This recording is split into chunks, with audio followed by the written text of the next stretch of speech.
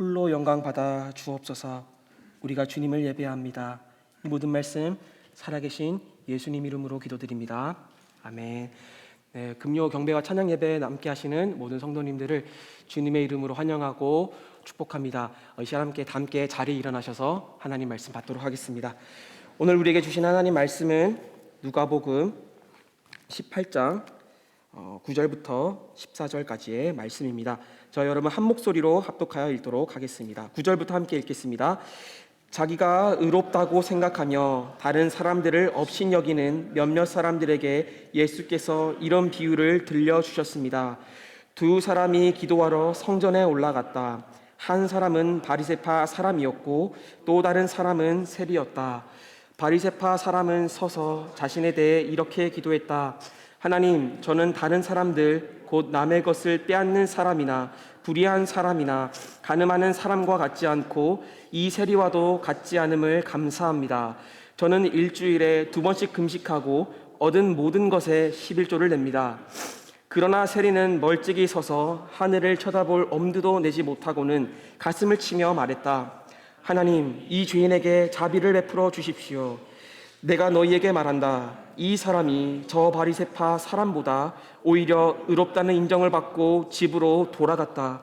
누구든지 자기를 높이는 사람은 낮아질 것이요 자기를 낮추는 사람은 높아질 것이다. 아멘. 기도하겠습니다. 하나님 아버지, 이 시간 우리가 주님의 말씀 앞에 섭니다. 진리의 성령께서 우리의 말씀 듣는 우리를 모든 진리 가운데로 인도하여 주십시오. 성령 하나님께서 우리에게 교훈하여 주시고 말씀하여 주십시오. 우리가 듣겠습니다. 사람의 말이 아니라 하나님의 말씀으로 우리 각자의 심령 가운데 필요한 말씀으로 함께하여 주옵소서. 이 모든 말씀 우리의 소망 되시는 예수 그리스도 이름으로 기도드립니다. 아멘. 자리에 앉으셔도 좋습니다.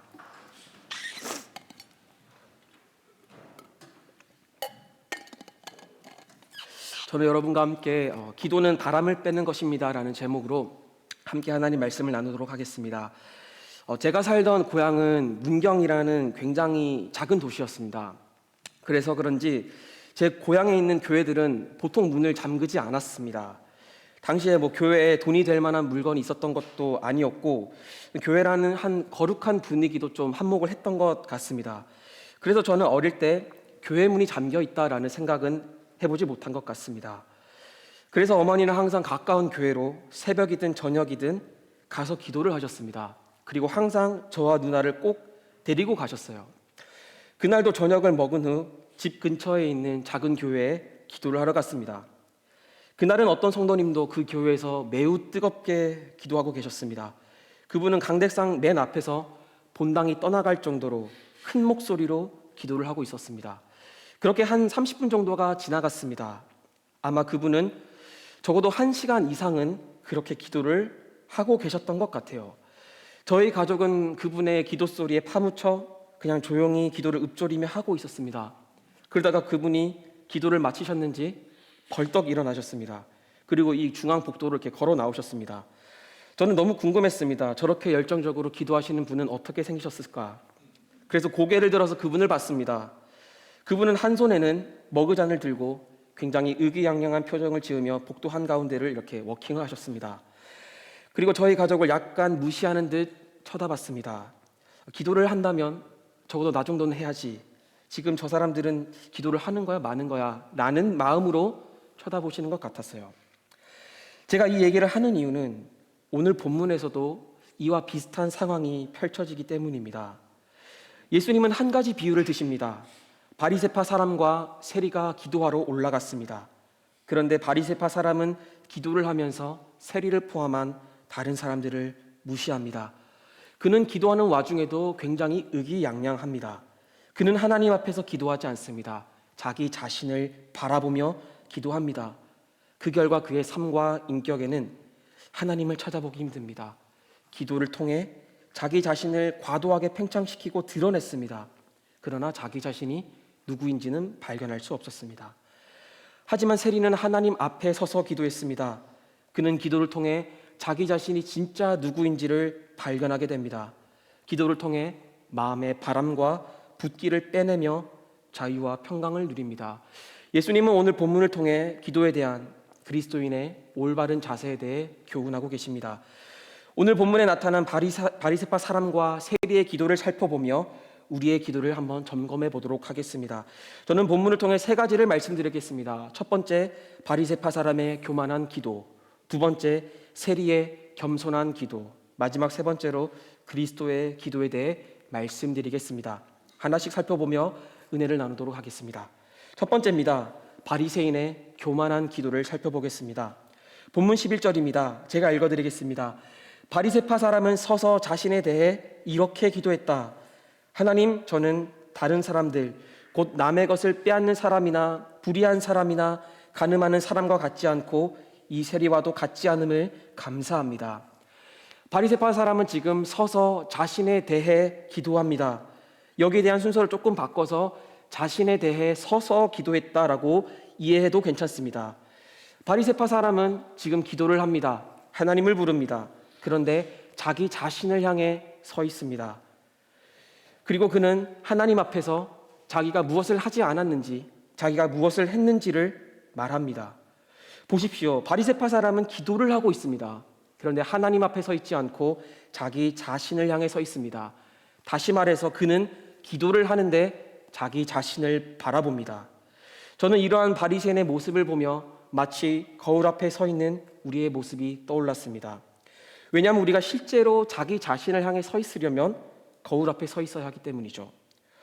거울 앞에서 우리는 자기 자신의 모습을 점검합니다. 그리고 바라보죠. 그리고 거울 앞에서 우리 모두는 객관적으로 자기를 평가하기 어려워합니다. 예를 들어 보겠습니다. 먼저 남자분들은 샤워한 후, 특히 운동한 후 거울을 보며 뭔가 모를 자신감을 느낍니다.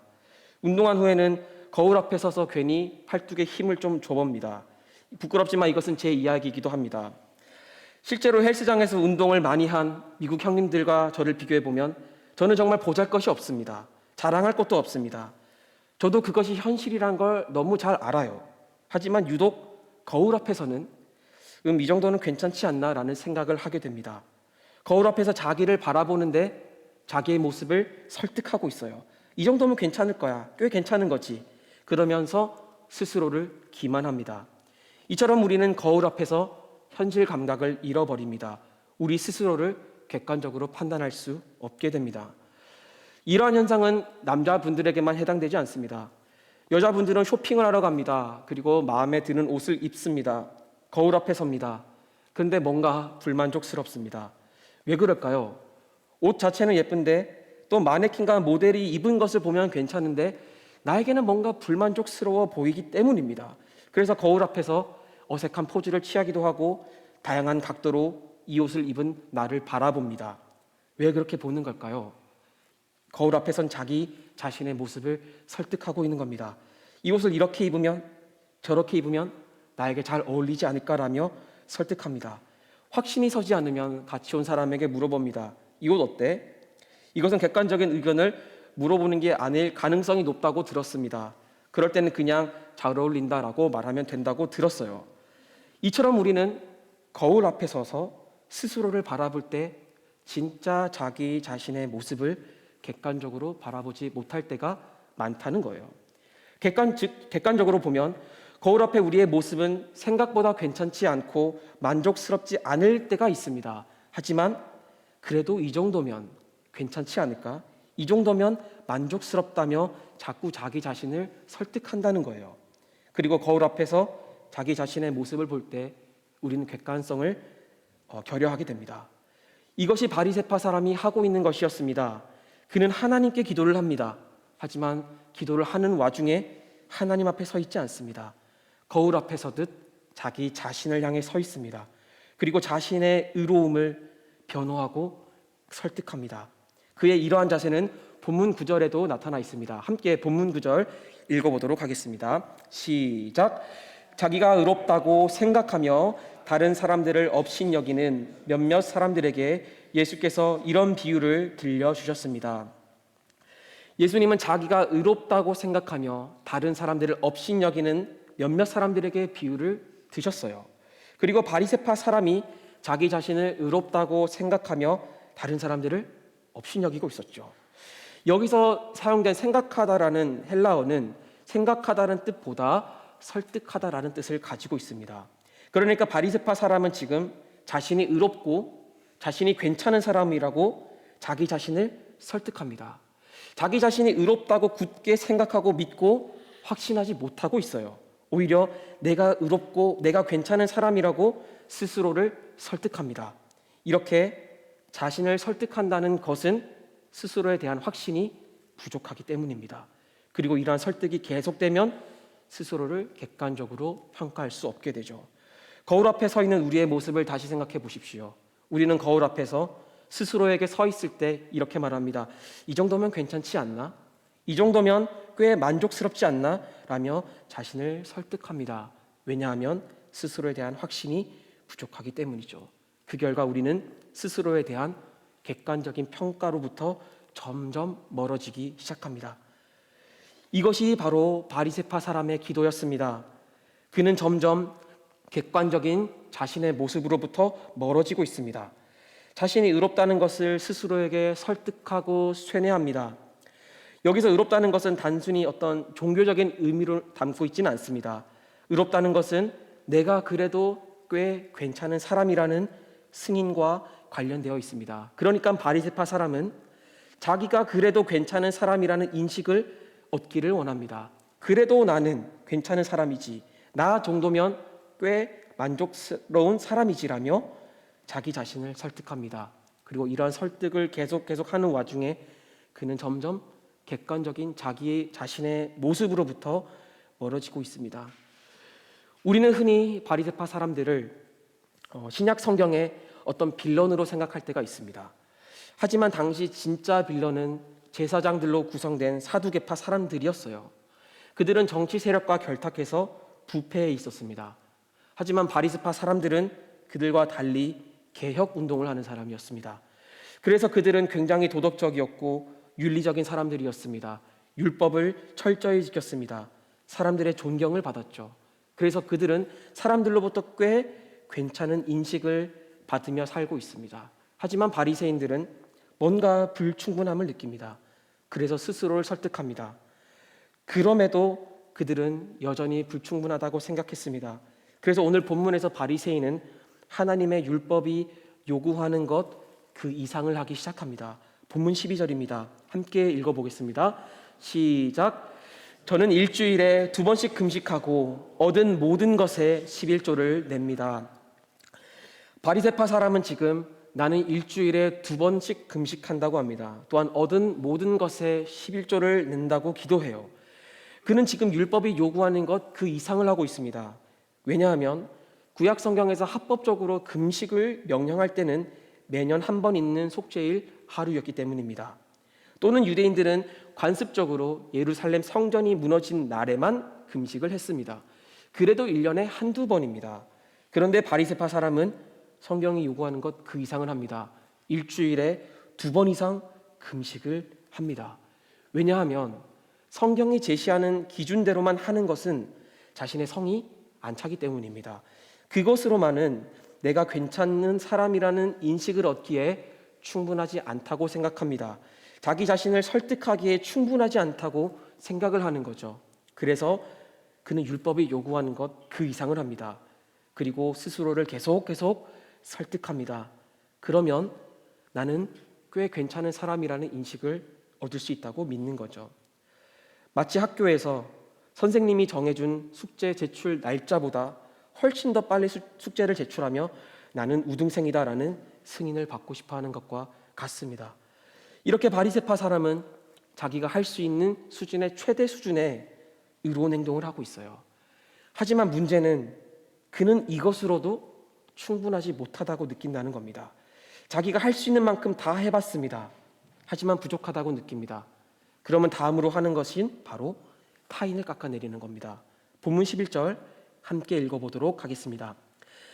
바리새파 사람은 서서 자신에 대해 이렇게 기도했다. 하나님, 저는 다른 사람들 곧 남의 것을 빼앗는 사람이나 불의한 사람이나 간음한 사람과 같지 않고 이 세리와도 같지 않음을 감사합니다. 바리새파 사람은 하나님께 기도를 하고 있습니다. 그런데 다른 사람들을 업신여깁니다. 저들은 남의 것을 빼앗고 불의하고 간음하는 사람들이지만 나는 그들과 같지 않음을 감사합니다. 심지어 이 세리와도 같지 않음을 감사하고 있습니다. 그는 이미 주변의 많은 사람들을 판단했습니다. 나 외에 다른 사람들은 남의 것을 빼앗고 불의한 자들이고 간음하는 사람들이라고 이미 무시를 했어요. 그러나 이렇게 주변에 있는 사람들을 깎아내리고 거절했지만, 무시했지만 충분치 않다고 느낍니다. 그래서 그의 비난은 멈추지 않습니다. 그래서 함께 예배하러 올라가는 길에 만난 이 세리까지도 비난하고 있습니다. 아마 기도하러 올라가는 길에 대화를 나눴을 수도 있고 주변 사람들의 대화를 통해 그가 세리라는 사실을 알게 됐을 겁니다. 그러나 이 바리새파 사람은 방금 만났고 상황을 잘 알지도 못하는 이 세리에 대해서도 지금 쉽게 무시하고 판단하고 있습니다. 이를 통해 나는 꽤 괜찮은 사람이라는 인식과 설득을 얻고 싶어 합니다. 그래서 본문 9절에서도 이 바리새파 사람의 특징을 가리켜 다른 사람들을 업신여긴다라고 한 거죠.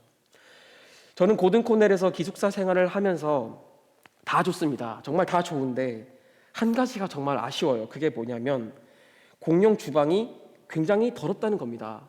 특히 인덕션이 기름으로 양념으로 이렇게 뒤덤벅 되어 있는 걸 보면 마음이 좀 그래요. 그리고 또 싱크대 망에 음식물이 이렇게 고여 있는 게 보이기도 합니다.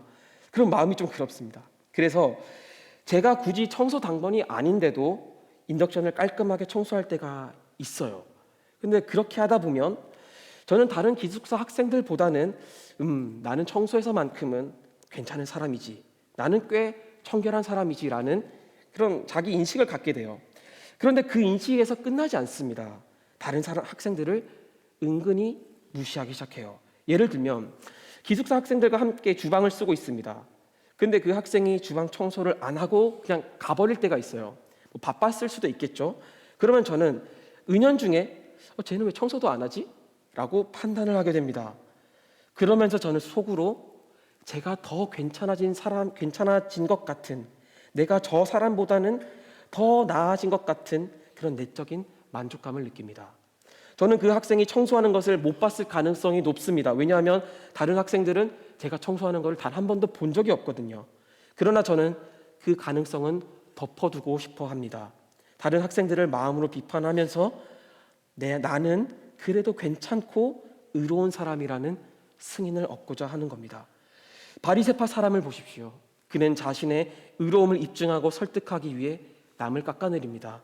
율법이 요구하는 것 이상을 하며 자신을 설득하고 있습니다. 그러나 충분치 못하다고 느낍니다. 그리고 지금까지 살펴본 이 모든 내용은 놀랍게도 바리새인의 기도였습니다. 그는 하나님을 부르며 기도했습니다. 하나님, 그런데 그의 기도는 하나님과 상관이 하나도 없어요. 예컨대 그가 이렇게 율법에 대한 열심을 가질 수 있었던 이유는 아마 하나님이 그 마음을 주셨을 것입니다. 그러나 그는 그것에 대해 하나님께 감사하지 않습니다. 오히려 그는 자기가 율법 그 이상을 지키는 것에 대해 자랑합니다. 그의 기도는 매우 오만하죠. 그는 기도 중에도 자신의 의로움을 입증하고 자신이 괜찮은 사람인 것을 드러내며 스스로를 무한히 팽창시키고 있습니다. 그것을 위해 율법 그 이상을 지키고 그것으로도 모자라 주변 모든 사람들을 깎아내리고 있는 겁니다. 바리새인은 지금 하나님 감사합니다라고 했습니다. 그러면 하나님이 주신 것을 우리는 감사하지 않습니까? 예를 들어서 우리가 하나님 감사합니다라고 기도한다면 하나님이 나에게 저 사람을 용서할 수 있는 은혜를 주셨기 때문에 감사합니다. 또는 하나님 나에게 이러한 은혜와 이러한 기회를 주셔서 감사합니다. 감사한 대상이 나에게 어떠한 것을 행했는지에 대한 감사를 하기 마련이에요. 하지만 바리새파 사람은 하나님께 감사하다고 하면서 하나님이 그에게 무엇을 행했는지는, 하나님이 그에게 어떤 은혜를 주셨는지는 보지 못합니다. 자신이 무엇을 했는지, 자신이 얼마나 대단한 사람인지 하나님 앞에서 확장시키고 팽창시키고 있습니다. 그러나 그는 이 기도 끝에 그래서 나는 괜찮은 사람입니다, 그래서 나는 의로운 사람입니다 라고 스스로에게 말하지 못합니다. 그가 원했던 것은 나는 괜찮은 사람이다라는 인식이었어요. 그러한 승인이었습니다. 그러나 그는 스스로에 대한 확신이 아직도 없습니다. 하나님도 그를 괜찮은 사람이라고 인정해주지 않았고요. 그는 행동으로 자신을 끊임없이 증명하지만 스스로가 누구인지, 어떤 사람인지 오늘 본문에서 말해주지 않고 있습니다. 그는 계속 설득하고 증명하고 판단하며 살아갑니다. 마음의 안식이 없죠. 이처럼 바리새파 사람의 교만한 기도는 자신을 과시하고 자신의 원래 주어진 그것보다, 자신의 존재보다 자신을 더 팽창시키는 것이었습니다. 그러나 그 결과 이 사람은 하나님의 승인도, 자신으로부터 인정도 없고 자기 자신이 누구인지 말하지 못합니다. 결국 바리새파 사람은 마치 바람이 꽉 찬 풍성이 결국 터져서 아무것도 아닌 것 같이 되는 것처럼 그는 자신을 부풀리고 팽창시켰으나 터져버린 풍선처럼 아무것도 담지 못하고 아무것도 남지 않게 되었습니다. 그의 교만하고 오만한 기도 끝은 비참하게도 자기가 어떤 사람인지 모른다는 것이었습니다. 두 번째로 넘어가 보죠. 겸손한 세리의 기도를 살펴보겠습니다. 본문 13절입니다. 함께 읽어보겠습니다. 시작. 그러나 세리는 멀찍이 서서 하늘을 쳐다볼 엄두도 내지 못하고는 가슴을 치며 말했다. 하나님, 이 죄인에게 자비를 베풀어 주십시오. 바리새파 사람과 달리 이 세리는 멀찍이 서서 감히 하늘을 쳐다볼 엄두도 내지 못합니다. 그리고 가슴을 이렇게 치고 있습니다. 쿵쿵쿵 치고 있습니다. 그리고 지금 세리가 여기서 가슴을 쳤다라는 이 여기서 가슴이란 마음으로 번역을 해도 괜찮습니다. 그리고 이 마음이란 우리 각 사람의 행동, 감정, 모든 것을 결정하는 기관을 의미합니다. 그리고 여기는 놀랍게도 부풀어 오르다, 팽창한다라는 뜻도 있어요. 바리새파 사람의 기도를 여러분 기억하십니까? 그는 자기 자신을 계속 부풀리고 있었습니다. 자기 자신을 설득하며 자기 자신을 팽창시키고 과시하고 있었어요. 우리의 마음의 성향이 이렇다는 겁니다. 우리는 우리 자신을 원래보다 더 괜찮은 사람으로 부풀리고 싶어하고 그래서 과장하고 포장하고 싶어합니다. 그러나 이 세리의 기도를 보십시오. 그는 기도하며 마음을 치고 있습니다. 팽창하고 과장하고 싶고 부풀어 오르는 그의 마음을 치고 있어요. 찌르고 있습니다.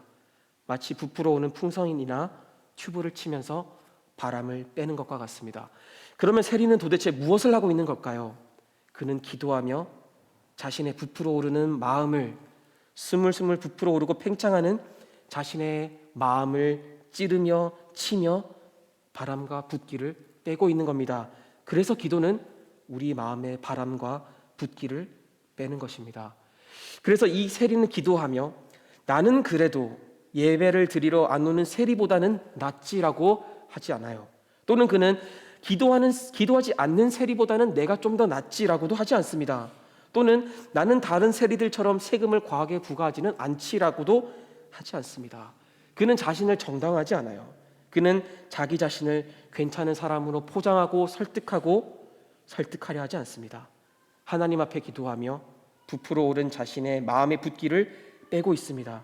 이렇게 가슴을 치며 바람을 빼고 뺀 후에 이 세리는 바리새파 사람과 달리 자기가 드디어 어떤 존재인지를 깨닫게 됩니다. 본문 13절 다시 한번 더 읽어보겠습니다. 시작.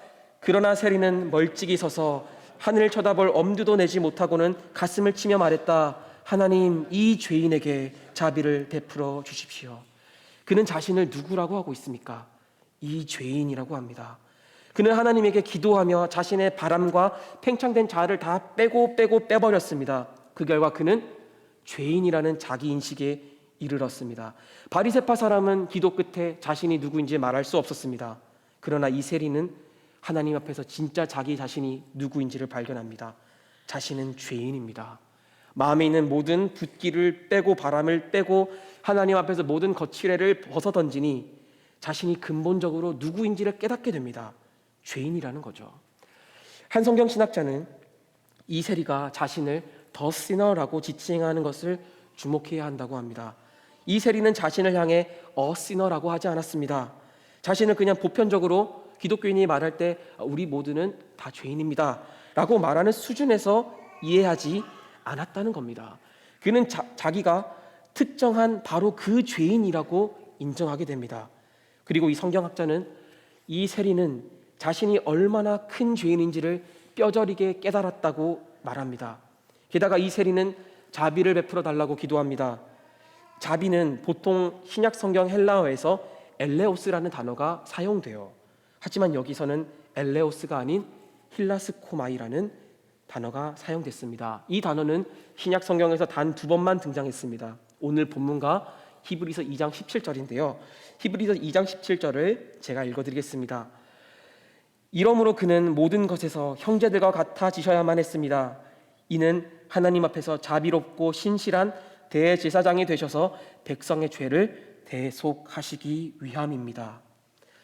자비를 베풀어 달라는 이 헬라어 단어는 히브리서에서 대속하다라고 사용되었습니다. 히브리서는 예수님께서 대제사장이 되셔서 죄를 대속했다라고 말합니다. 대속이라는 것은 1년에 한 번 있는 이스라엘의 속죄일에 대제사장이 가장 거룩한 지성소에 들어가서 이스라엘 백성들의 죄를 모두 속할 때 사용되는 단어였습니다. 즉 이 대속이라는 것은 이스라엘 제사와 관련해서 굉장히 무거운 표현이에요. 그러니까 이 세리는 지금 자기를 좀 불쌍히 여겨달라고 말하지 않습니다. 작은 범죄를 저지른 사람이 제가 잘못했습니다, 한 번만 봐주세요, 불쌍히 여겨주세요 라고 하는 차원이 아닙니다. 이 세리는 나의 죄는 대제사장이 지성소에 들어가 제사를 지내야 할 만큼의 엄청난 죄입니다. 나는 속죄가 필요합니다. 나는 대속이 필요한 사람입니다 라고 말하는 것 같습니다. 이 세리는 기도하며 자신이 얼마나 큰 죄인인지를 깨닫습니다. 이것이 기도를 통해 도달할 수 있는 그리스도인의 제1 정체성입니다. 모두가 죄인이라는 그런 보편적이고 기본적인 인식을 넘어 내가 바로 속죄가 필요한 바로 그 죄인이라는 것을 인정하는 겁니다. 제가 존경하는 목사님 중 한 분이신 마틴 로이드 존스 목사님은 믿음의 실현이라는 책에서 이렇게 말했습니다. 잘 들어보십시오. 저는 이 점을 매우 분명하게 말하고 싶습니다. 만일 여러분이 자신에게 용서받을 자격이 있다고 생각한다면 제가 이해하기로 여러분은 그리스도인이 아닙니다. 만약 여러분이 그 점을 알지 못한다면 오직 이렇게밖에 설명할 수 없습니다. 여러분은 여러분의 죄를 결코 안 적이 없다는 것입니다. 그는 자기가 용서받았다는 사실 때문에 깜짝 놀랍니다. 그는 자신이 용서받은 사실을 당연한 일로 여기지 않습니다. 그것을 마땅히 자기에게 돌아와야 할 것으로 생각하지 않습니다. 로이드 존스 목사님은 그리스도인들은 자신들이 용서받을 자격이 있다고 생각하지 않는다고 말합니다. 만약 그렇다면 우리는 우리의 죄를 결코 깨달은 적이 없다고 하는 겁니다. 그리스도인들은 자신이 용서받았다는 사실 때문에 깜짝 놀랍니다. 왜냐하면 그리스도인의 가장 기본적인 자기인식은 제1되는 자기인식은 내가 바로 용서받지 못할 그 죄인입니다 라는 것이기 때문입니다. 주 안에서 사랑하는 낮아진 교회 성도 여러분, 이러한 인식을 가지고 계십니까? 우리가 그 죄인이라는 인식을 갖기 전에 우리는 자유로울 수 없습니다. 우리는 평안을 얻을 수도 없습니다. 왜냐하면 우리의 마음은 근본적으로 자기를 팽창시키고 과장하고 싶어 하기 때문입니다. 자신은 그래도 꽤 괜찮은 존재라고 설득하고 승인을 얻고 싶어 하기 때문입니다. 그것이 바로 바리새파 사람이 한 겁니다. 도덕으로 율법 그 이상을 합니다. 자신의 부끄러움을 가리려고 합니다. 하지만 충분하지 않습니다. 그래서 계속 자신을 승인시키려고 노력하고 자신을 깎아내립니다.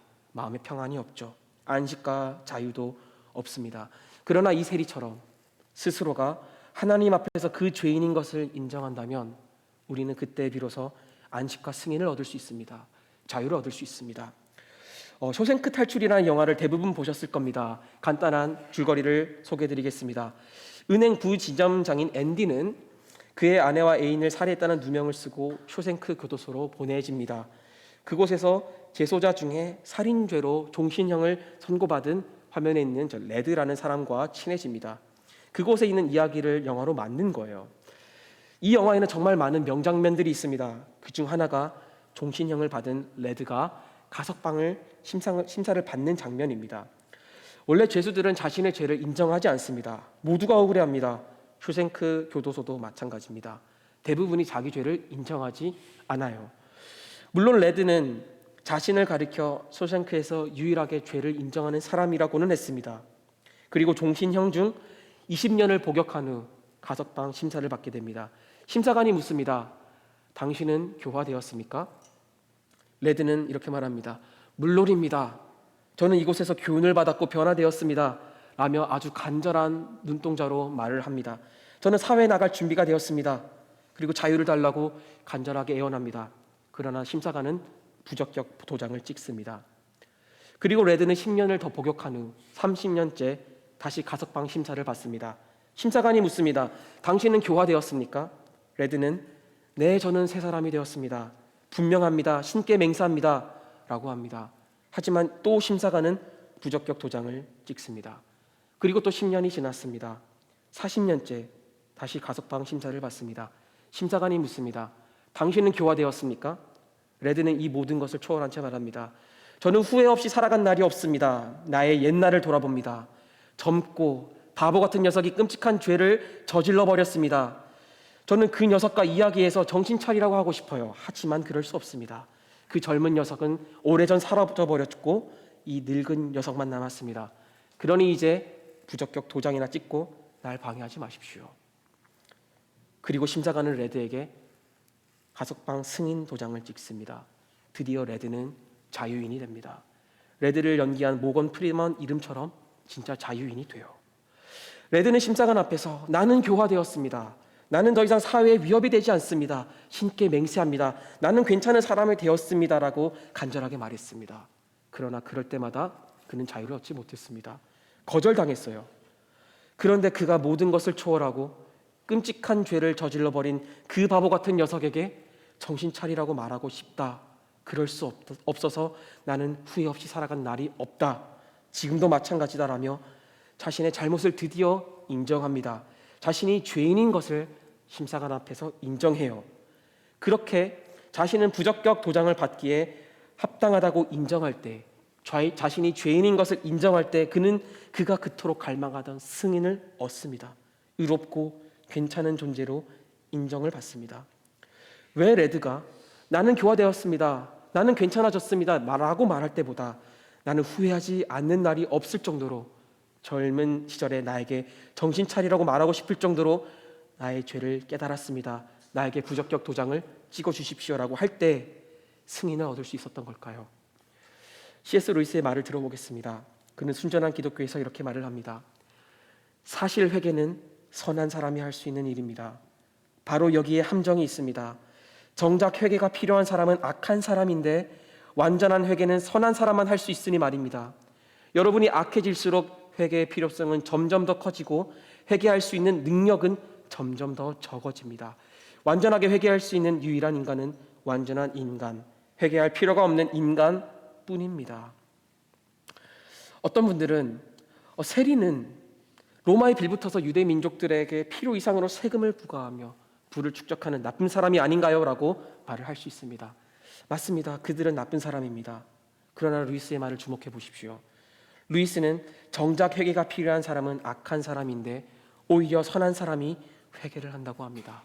악할수록 회개의 필요성을 점점 더 커지는데 회개할 수 있는 능력은 점점 더 작아진다고 합니다. 즉 회개를 진심 어린 회개를 한다는 것은 자신이 선한 사람인 것을 드러내는 증거라는 겁니다. 그래서 도덕적이고 율법을 지키는 이 바리새파 사람보다 자신의 죄를 진심으로 뉘우친 이 세리가 더 선하고 의롭다고 승인된 것입니다. 그래서 하나님은 이 바리새파 사람이 아닌 세리를 의롭다고 인정해 주셨습니다. 마찬가지로 쇼생크 탈출에서 레드가 자신의 죄를 깊이 뉘우쳤을 때 우리는 그를 보고 레드가 드디어 사회에 나갈 준비가 되었구나라고 느끼는 것과 같습니다. 본문 14절에서 예수님이 이렇게 말씀하셨습니다. 함께 14절 읽어보겠습니다. 시작. 내가 너희에게 말한다. 이 사람이 저 바리새파 사람보다 오히려 의롭다는 인정을 받고 집으로 돌아갔다. 누구든지 자기를 높이는 사람은 낮아질 것이요 자기를 낮추는 사람은 높아질 것이다. 이 세리는 의롭다는 인정을 받고 집으로 돌아갑니다. 자기를 겸손히 낮췄던 이 세리는 자신의 과열된 바람과 팽창된 바람을 빼고 모든 과장과 거품을 벗어낸 이 세리는, 자신이 하나님 앞에서 그 죄인임을 깨달은 세리는, 용서받을 자격이 없다는 것을 깨닫고 용서받은 사실을 놀랍게 생각하는 이 죄인은, 자신의 젊은 날을 후회하는 이 죄인은 하나님께 의롭다는 승인을 받습니다. 마치 쇼생크 교도소에서 레드가 자신의 죄를 정말로 뉘우치고 인정했을 때 그가 그토록 갈망했던 승인과 인정을 얻는 것처럼요. 그리고 레드가 자유를 얻고 집으로 돌아가는 것처럼 이세리도 집으로 돌아갈 수 있었습니다. 바리새파 사람과 이세리는 함께 기도하러 성전에 올라왔습니다. 그러나 집으로 내려갔다고 할 때 이 내려갔다는 이 동사는 단수형입니다. 그러니까 이세리만 지금 기도한 후에 집으로 돌아갈 수 있었다는 겁니다. 집이라는 가장 편안하고 가장 자유로울 수 있고 가장 나답게 있을 수 있는 공간으로 내려가게 된 겁니다. 그러나 바리새파 사람은 집으로 내려올 수 없었습니다. 그는 어쩌면 아직도 의롭다는 승인을 받기 위해 혼자 나와 기도를 하고 있을 수도 있습니다. 또는 기도를 마치고 집으로는 돌아왔지만 적어도 진짜 영혼의 안식처인 집으로는 돌아오지 못했다는 것을 의미하는 것 같습니다. 그러므로 기도를 통해 자기 자신을 비워내십시오. 자기를 부인하십시오. 자기를 부풀리고 포장하고 팽창시키고 설득하고 싶어하는 마음을 제거하십시오. 기도는 마음의 붓기를, 마음의 교만함을 빼는 것입니다. 그리고 이러한 기도는 정말 참된 자기 자신을 발견하게 합니다. 하나님 앞에 기도한 사람은 자신이 용서받기에 합당하지 않은 큰 죄를 지은 그 죄인인 것을 인정합니다. 큰 죄인이라는 자기 인식을 갖게 됩니다. 그러나 살펴본 바와 같이 우리도 정말 자기 죄를 깊이 뉘우치고 또한 회개하는 사람을 그렇지 않은 사람보다 더 괜찮다고, 더 의롭다고 생각하게 됩니다. 또한 복음은 우리가 죄인인 것을 인정할 때 거기서 멈추지 않고 우리를 다시 승인하고 하나님께서 높이 올리신다라고 얘기합니다. 그러므로 우리가 기도를 통해 자기가 용서받기 합당하지 않은 죄인이라는 인식을 갖게 된다면 우리는 반대로 비난받지 않습니다. 오히려 승인과 인정을 받고 드디어 집으로 돌아갈 수 있습니다. 바리새파 사람처럼 자신의 의로움을 설득하지 않아도 필요 이상으로 행동으로 증명하지 않아도 됩니다. 오히려 그러한 행동은 저 사람은 아직 갈 길이 멀구나라는 생각을 하게 만듭니다. 이처럼 우리가 죄인이라는 인식을 가질 때 우리는 정말 하나님의 집으로 돌아갑니다. 그분이 우리를 높이시고 그분이 우리를 받으시기 때문이에요. 그리고 우리는 그 집에서 참된 자유와 평안과 기쁨을 누립니다. 그러므로 하나님 앞에서 기도하며 바람을 빼십시오. 자신이 하나님 앞에서 그 죄인인 것을 깨닫기를 구하십시오. 그럴 때 우리는 집으로 돌아갈 수 있습니다. 마지막 세 번째입니다. 그리스도의 기도에 대해 한번 살펴보도록 하겠습니다. 지금까지 우리는 바리새파 사람과 세리의 기도를 한번 비교해 봤습니다. 바리새파 사람은 기도를 통해 자신의 의로움을 극대화시킵니다. 그러나 세리는 기도를 통해 바람과 붓기를 다 빼고 하나님 앞에서 그 죄인인 것을 인정했습니다. 그 결과 바리새파 사람은 의롭다함을 얻지 못했고 세리는 의롭다고 인정함을 받았습니다. 왜 세리는 하나님께 인정을 받을 수 있었던 걸까요? 왜냐하면 완전한 신이시자 가장 완전한 인간이셨던 그리스도께서 하나님께 자비를 구했지만 하나님이 외면하셨기 때문입니다. 세리는 이 죄인에게 자기를 대속해달라고, 자비를 베풀어달라고 기도했습니다. 그리고 하나님은 그에게 자비를 베풀어 주셨습니다. 그를 속죄해 주셨습니다. 그러나 가장 완전한 삶을 사셨던 그리스도께서는 이 잔을 지나가게 해달라며 자비를 요청했습니다. 그러나 하나님께서는 그를 저버리셨습니다. 그리스도께서는 십자가에서 나의 하나님 왜 나를 버리십니까? 라고 절규했습니다. 그리고 그분은 정말로 버림받으셨습니다. 가장 완전한 신이시자 가장 완전한 인간이신 그리스도께서 세상 모든 사람들의 죄를 짊어짐으로 죄인이 되셨습니다. 그분은 자기를 가장 낮추셨습니다.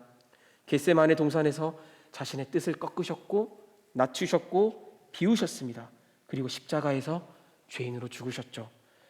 이렇게 그분은 자신을 낮추시되 인간의 눈으로 보기에 더 낮아지셨습니다. 그리고 낮아지신 그분께서는 집으로 돌아갈 수 없었습니다. 그분은 감옥과 무덤에 머무셨습니다. 그분은 완전한 하나님이시자 완전한 인간이셨기에 회개할 필요가 없는 분이시기에 완전하게 우리의 모든 죄를 짊어질 수 있으셨습니다. 루이스가 한 말을 기억하십니까? 가장 완전하게 회개할 수 있는 유일한 사람은 완전한 사람, 곧 회개할 필요가 없는 인간뿐입니다. 예수님께서 회개하셨다는 말이 아닙니다. 그분은 가장 완전한 인간이셨고 회개할 필요가 없으셨습니다. 그러나 그분이 가장 완전한 인간이셨기 때문에 그분은 세상의 모든 죄를 짊어질 수 있으셨습니다. 가장 선하신 분께서, 회개가 필요하지 않는 분께서 가장 의롭지 못한 심판을 받으셨고 우리를 위해, 우리를 대신하여 죽으셨습니다. 그렇기에 우리는 기도하며 우리의 바람을 빼고 붓기를 빼고 우리가 하나님 앞에서 철저한 죄인이라고 고백할 수 있습니다. 그리스도께서 우리의 모든 죄를 짊어지고 용서하셨기 때문입니다. 그래서 그분 안에 정죄함이 없습니다. 온전한 용납과 받아주심만이 있을 뿐입니다. 우리가 기도를 통해 하나님, 내가 바로 그 죄인입니다. 내가 속죄가 필요한 죄인입니다. 나를 고쳐주십시오라고 한다면 그분은 우리를 나라는 자기 감옥에서 구속하사 그분의 집으로 인도하실 것입니다. 내가 속죄가 필요한, 치료가 필요한 그 죄인입니다. 이것을 인정할 때 우리는 집으로 돌아갈 수 있습니다. 집에서만 경험할 수 있는 참된 자유, 기쁨, 소망이 우리에게 주어집니다. 이것이 복음이 우리에게 약속하는 영적인 부요함입니다. 이러한 자유와 부요함을 누리고 싶지 않으십니까? 함께 찬양하며 그리스도께로 나아가시겠습니다.